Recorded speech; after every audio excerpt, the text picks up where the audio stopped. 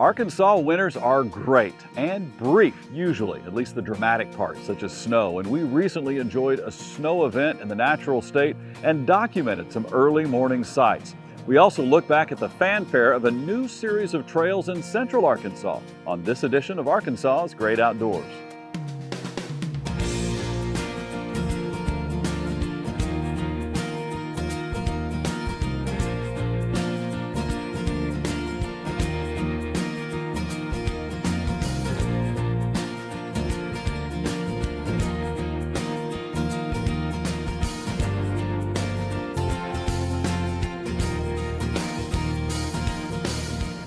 Having grown up in Arkansas, I know that snow is usually rare, not very deep, and doesn't hang around very long. So when we get a good snow, I like to enjoy as much as I can.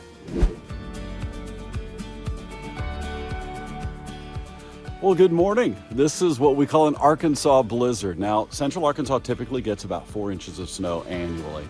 We have more than doubled that in less than a 24-hour period here. And this is just beautiful. It's just after sunrise, and I wanted to be able to get out here early so I could take in the scenery and take some photos and help you enjoy more of Arkansas's great and snowy outdoors. The morning began actually the night before. I was walking my dog when the snow started falling, and I knew I wanted to be out first thing in the morning to appreciate the overnight gift. And I was not disappointed. The beauty and quiet that comes from freshly fallen snow is a rare treat in Arkansas, and I was the first to enjoy it, or so I thought. Some deer beat me to the trail, and some squirrels also gave away their position. Hey, we all had our early morning goals. But there is nothing quite like the soft sound of snowfall and the blanket of white on the ground. Looking back at my own tracks gave a sense of progress in the early morning hours. I should also add that the breathlessness of the moment was not solely due to the serenity of the moment. Walking in up to 10 inches of fresh snow takes a lot more effort than the normal casual stroll, and this was a bit of a workout. But getting your steps in this way is a rare treat. I had my camera and was taking pictures all along this journey, and then I came upon a scene which changed my focus. Up to this point, the trail was quiet, but I noticed a couple of trees with quite a bit of activity. Birds seemed to be active and maybe even fighting for position. While the rest of the area was still, a group of robins were feeding alongside a group of cedar waxwings. Now, the robins seemed to have the left side of the trail claimed, while the waxwings had staked their claim to the right side. They were feeding on these black berries energetically. A lot of shuffling for position, and leadership has its privileges, and some found more berries than others. Take a look at this photo. There are 12 cedar waxwings in it. One of them is flying away. Now, several look like circus performers on a high wire reaching for the berries. And if you look closely, there is a brave robin hoping to blend in enemy territory. I suppose at this point, I should point out one of my new favorite apps. It's called Merlin Bird ID. It allows you to identify a bird by photo or even by the song it is singing. It's put out by the folks at Cornell University Lab of Ornithology, and it is free. Yet another way to appreciate Arkansas's great outdoors. All in all, getting out early provided a feast for the eyes in terms of natural beauty and an education for the mind on bird behavior. I look forward to bringing in some experts in the field on a future episode of Arkansas's Great Outdoors. And as for this report, I'll leave you with a brief taste of the tranquility of early morning snow. You never know what you'll find when you venture outside and see the world through the lens of nature. I hope you all enjoyed this view, and I encourage you to go outside and see what the outdoors has in store for you. Hi, my name's Kirsten Bartlett with the Arkansas Game and Fish Commission. Today I'm here to talk about how to get introduced to the sport of paddling. We have thousands of miles of rivers, streams, and bayous in Arkansas, and the trick is to learn which bodies of water are best for you and your skills. A great way to do that is to get involved with the Arkansas Canoe Club. They have 10 chapters around the state. They offer schools in the spring for the river recreational paddling as well as whitewater paddling. So get involved with the Canoe Club, meet other folks that want to teach you more about paddling, and find folks to get out on the water with. When Arkansas's Great Outdoors returns, we commemorate the 2-year anniversary of a major connecting trail series in central Arkansas. Arkansas's Great Outdoors is brought to you by Bad Boy Mowers, by Visit Hot Springs, America's first resort, by the Electric Cooperatives of Arkansas, by Vexus Boats, and by Certified Arkansas Baitfish.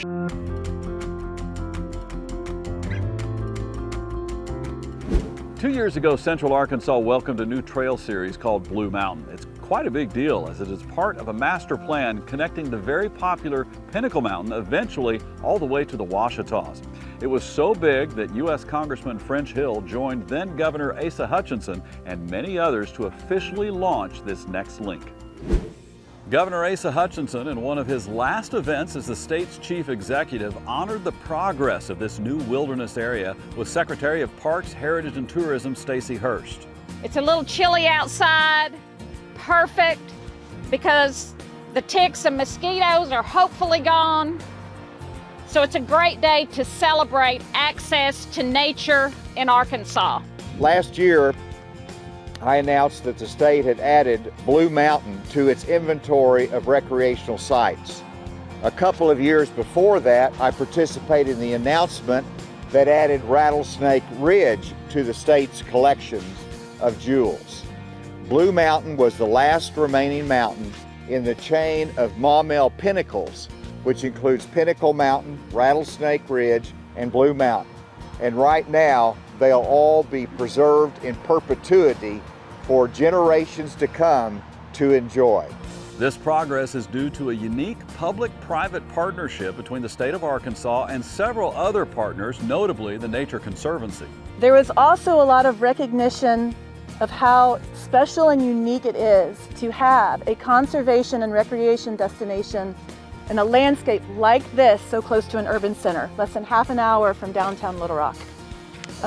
And that is really a testament to the incredibly collaborative conservation community that is here in Arkansas, and also the power of public-private partnerships to just get more done. We are creating, I think, a nationally recognized corridor all the way from Fort Roots in downtown Little Rock, North Little Rock, all the way outside to the Ouachita National Forest and Flatside Wilderness area. And this is a critical part of that chain along the Ouachita Trail. The event brought many out to get a first look at the Blue Mountain trails, which eventually will connect Rattlesnake Ridge and Pinnacle Mountain. Governor, this is a very exciting day for Central Arkansas, and what a great way to kind of cap your commitment to the outdoors of Arkansas as well. Well, it is exciting, and to see our acquisition of Rattlesnake Ridge capped off with Blue Mountain, and now they're connected. We have all three of the Maumelle Pinnacle Peaks. This is exciting, and with incredible trail head as well as the trail itself that people can enjoy for generations and generations. This is an exciting day, anybody that loves the outdoors. Well, and also you got a large population center that's right here, but people all over Arkansas can come and not too far away be able to really get away. Absolutely, it's on a major highway, it's close by. It took us 20 minutes from downtown Little Rock to get here. And so this is a piece of cake, but it also gets you out.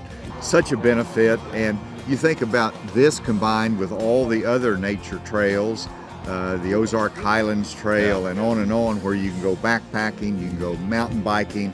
Arkansas truly is living up to its image. French Hill, a part of this as well. And you may not know, but French and I did a rock climbing segment on Rattlesnake Ridge earlier this year. I wanted to take him fishing. That was my wheelhouse. And he said, no, let's go rock climbing. And I had no idea, but he is an avid and a quite talented rock climber as well. So he's smarter than I am, because when you suggested we go fishing, I should have said, let's go duck hunting. That's right, yeah. You know, let's go skeet shooting, you know, some little, to equal the territory a little bit. But Congressman Hill, there's not a better outdoor advocate than he is. He's been a great partner in it, both in terms of resources, but also just in terms of marketing and the vision for where we can go as a state. That sounds good. Well, thank you for your leadership for the state of Arkansas. Thanks for all that you've done, especially here on this day. This is a great day for us. For those of you who have not yet visited the Blue Mountain Natural Area, it is a treat for your hiking feet, and it connects to two other trail systems right in the middle of Arkansas, just a short drive from downtown Little Rock. So when I first started hiking, finding the right shoe for me was probably the most intimidating thing to consider. There's so many options, as you can tell. So we're gonna break down probably the 3 most common options that you're gonna encounter. First is like a trail running shoe. Now these shoes will look very similar to a tennis shoe. They're gonna have a little bit more traction, but the main thing about these is they're very flexible compared to the other hiking shoe. So not a ton of support, but a lot of flexibility with the traction. Next, we have your day hiking shoe. So this is gonna be a little bit more rugged than your trail hikers. They're gonna have some really great traction on the bottom. They might be water resistant or even waterproof. They have a little bit more firmness in the outer sole, so it's going to require less time to break in than maybe a multi-day backpacker shoe, but it's still going to give you some really great support. Next is your backpacker boot. Now these guys, I highly recommend if you're gonna go backpacking, get these about a month before because they need to be broken in or else you're going to get blisters. These have a really rigid outer sole. The lug pattern on the bottom is going to be much deeper. With the lug pattern being deeper though, the tighter the lug pattern is, the more the mud is going to stick. So depending on what terrain you're going to be going in, you really want to look at what that pattern is. Another great accessory or something to consider when you're buying a boot or one of your hiking shoes is an ice spike. Now these go on the bottom of the boot and that helps to add more traction. So if you're going through ice or snow, then it can really dig in and keep you safe. When Arkansas's Great Outdoors returns, we have more hiking tips from the pros at a local outfitter.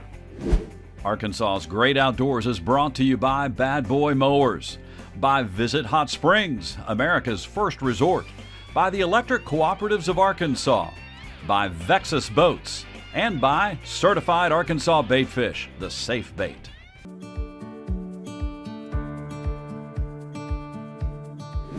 Hiking is a great way to enjoy the outdoors. You don't need a lot of expensive equipment, and you can pretty easily find a trail that matches your skill set. But it can be a bit intimidating to walk into a specialty outdoor store and see the litany of offerings from clothing to backpacks to footwear. So here's a brief primer to help give you more confidence on your next trip. Obviously, this episode is all about hiking, so we have gone to the experts to help educate you on footwear because that really can make a big difference. We're at Ozark Outdoor Supply. We've got Taylor here with us. First off, congratulations, 50 years. Yes. Ozark Outdoor Supply in Central Arkansas. Yeah, August was our 50th anniversary, so. That's amazing. Well, okay, so there's a reason why you've been around so long. You know what you're doing, and so we want to help people understand when you're talking about footwear, that can really make or break a hike. I mean, if the feet go down, the hike's over. Yeah, exactly. And you might not ever want to do it again. So exactly, yeah. Kind of break it down. When you come in, I mean, obviously there's a wide variety of shoes, and we got socks on this wall over here. So kind of break it down. What do we look for when we're looking for a good hiking boot? Well, the first thing you want to do is you want to allot enough time to be able to try on different types of styles. So there's just so many different options, obviously, but not all of them are for you. So that's where the next part would come in, is where you want to get your foot measured, right? So there is a Brannock device that a good, competent footwear salesman would be able to measure your foot and then give you a good idea of what the length of your foot, the width, and then the length of your instep. And then that's going to really play into what shoe on that wall is best for you.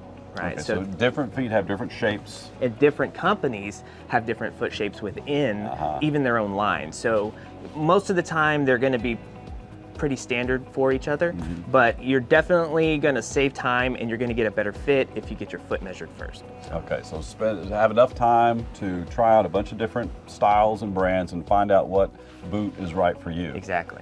The reason why you want to allocate some time is because there are a wide variety of shoes from which to choose. So let's kind of go through some of the basics.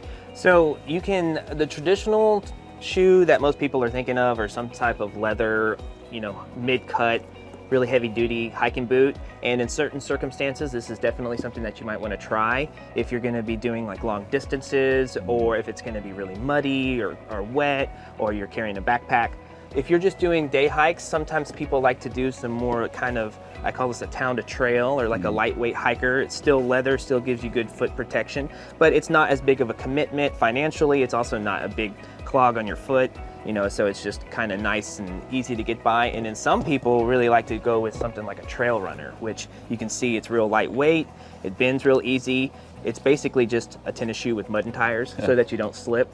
So if you're just doing like day hiking or just trying to get out on a trail, something like this can be really beneficial. Let's talk about socks then. So, okay, bring a pair of socks. If you that'll really help. Bring a pair of socks. But if you don't have a pair of socks, basically you're looking at 2 different styles. You want to stay away from cotton. So cotton kills. Okay. Right, so stay away from cotton. You want merino wool, or if you're allergic to wool, you're gonna look at Cool Max. They're all gonna be fairly similar. You're just gonna try on the one that you like the best.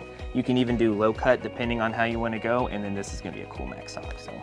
So when you say wool, most of us think we associate wool with winter time, and Arkansas, our winter is like 4 or 5 days. Yes, exactly. And so would we use wool in the summertime on a 100-degree day? So as long as you're using merino wool, you can actually use it year-round because it's temperature regulating or thermoregulating. So if you're too hot, it'll help cool. If it's too cold, it'll help warm you up.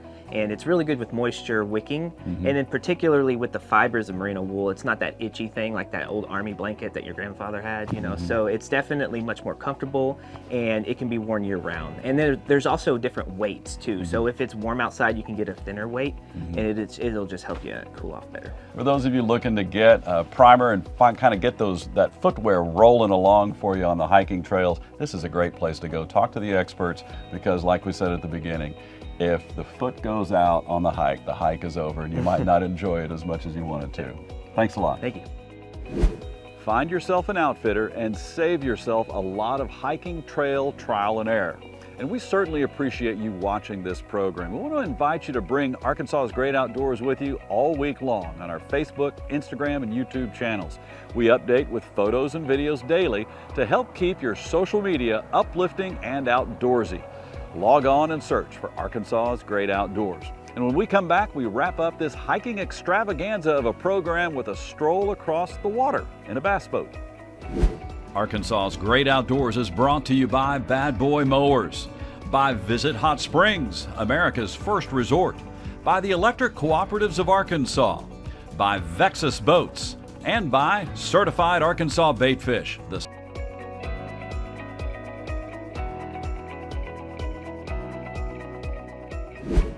In the first segment of this program, we showcased Arkansas's recent snowfall, and I really enjoyed taking photos to commemorate our rare snow event and sharing them with you.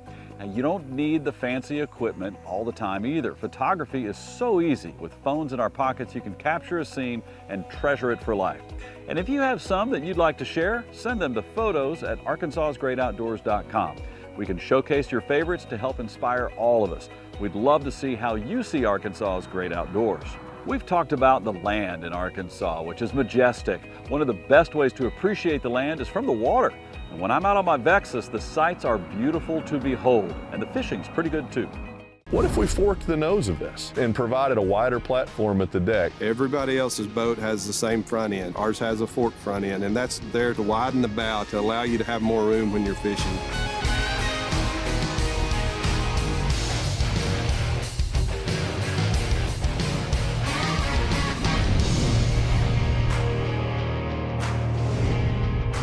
These boats with the forked front end, the flared hull, the dead rise, the weight in the center of the boat, it just eats the water. And the rougher, the better, especially on tournament takeoff day. Vexus is all about the ride. I run big water, and the boat's amazing. Smoothest by far any riding boat I've ever been in my life. Easiest ride I've ever been in. The ride is amazing. Unbelievable. The ride on it is incredible. The fiberglass manufacturing process at Vexus is incredibly different from anything else I've seen in this industry, and that starts with our infused composite construction process. Infused composite construction is all built under vacuum to get the exact thickness every time, to get a very, very close weight every time. It gives you a much stronger part because your glass to resin ratio is much higher, and it gives you a lighter part because of that as well.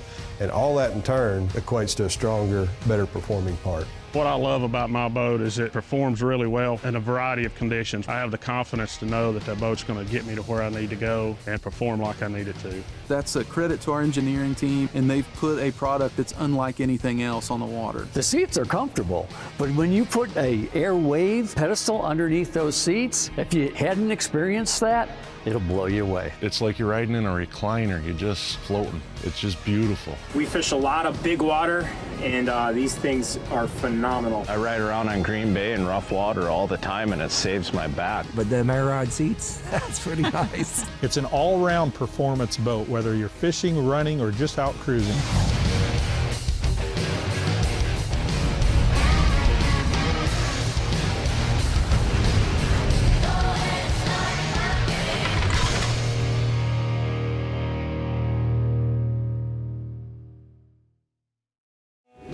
Let's close out with some commentary from Blue Mountain with another advocate for Arkansas's outdoors, Congressman French Hill. Governor Hutchinson said there is no better ally on the federal level for the outdoors of Arkansas than Congressman French Hill. And I can tell you that earlier this year when we did a rock climbing segment, there was no better ally to my life than Congressman French Hill. Yeah. Thanks for joining us. This is an incredible event for the state of Arkansas, especially for Central Arkansas. Right. What's neat about Blue Mountain and the dedication today and the investment of the Nature Conservancy and the state is this link between the Ouachita Trail and Pinnacle Mountain, and we're now Blue Mountain, Rattlesnake, Pinnacle State Park are now this seamless link of outdoor recreation opportunities for people right here in 15 minutes from your house. That is amazing. And you can probably hear Highway 10 on our microphones. You're right close, very easy access, and here you are, and then boom, you're off into the wilderness away. People talk about the opportunities for biking in Little Rock with the Big Dam Bridge, and that's very popular, but we have these outdoor recreation, mountain biking and hiking opportunities because of the Department of Heritage, state parks, and the Nature Conservancy, and it's a gateway to the whole Ouachita National Forest, and you can essentially walk from West Little Rock now all the way into Oklahoma if you want to. And you've got a little history here as well. Yeah, well, I had a lot of fun out here as a kid. My dad and I would scramble around on the rocks at Blue Mountain, Rattlesnake, at Pinnacle Mountain before it was a state park. And so this is sort of where I thought the Wild West began as a little boy out here. That's great. Congressman Hill is right. Arkansas has so much to offer anyone who loves the outdoors. We thank you for watching today. We highlighted some snow photography and learned a fair amount about birds with that cool app called the Merlin Bird ID. We also revisited the debut of Blue Mountain Natural Area and learned about the planned Trail of Trails, which would lead from Little Rock's Pinnacle Mountain all the way to the Oklahoma border. And for the hikers, a tutorial on how to properly shop for the gear you need. Thanks again for watching our program and supporting the sponsors who make this happen. We will see you somewhere in Arkansas's great outdoors.